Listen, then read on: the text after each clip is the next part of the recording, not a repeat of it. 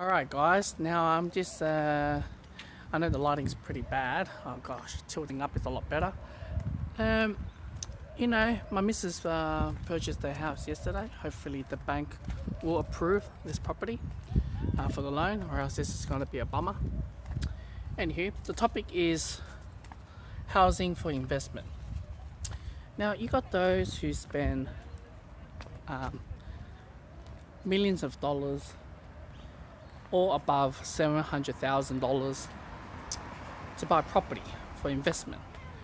Now, the problem with those houses is that when you do a rental, you're not gonna get $1,000 or $700 back, unless if you rent per room, unless you're gonna do some extra rooms, but that's not the case. All right, you still can't cover 100% back. And I've been spoken to people about this topic as well, and this is what he told me. So I'm talking about suburbans in Melbourne. So he bought a house in Broadmeadows, and you buy a house in a very rich poshy area. Like he bought a Broadmeadows. He can probably get 400. Rental return, or 450, right? 3 bedroom or 2 bedroom or whatever, right?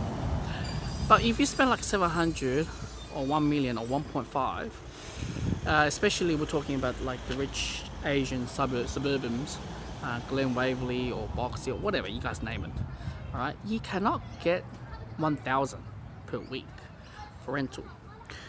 And my mate showed me around that area, you only get 600 or 650 maximum if you're lucky enough.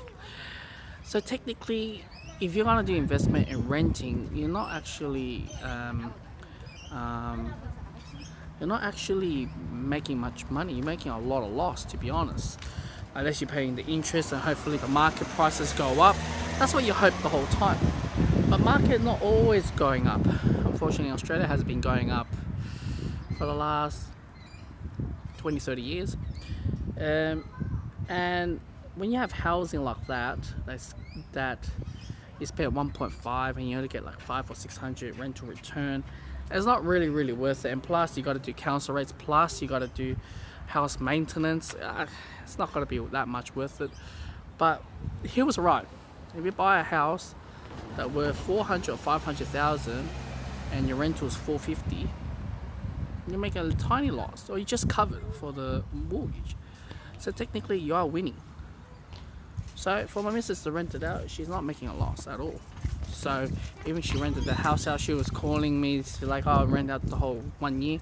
She's not making a loss unless there's maintenance or council rate at all.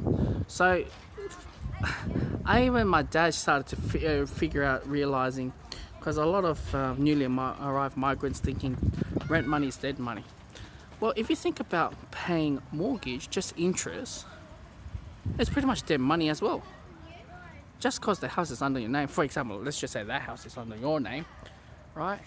And you're paying 400 interest, and whatever on top is principal. By the time you try to pay off the house, it costs double or triple the price if you're not doing investment. But investment, there's a lot to go through. You got to do renovation, you got to find the right time to sell it, and it's hard, So what I'm trying to say in this video is saying that many Chinese people, or many those who go out and go crazy by, with the 5% deposit and everything, they skyrocket the prices. What end up doing is hurting jacking up the council rates, the cost of living, utility bills and things like that.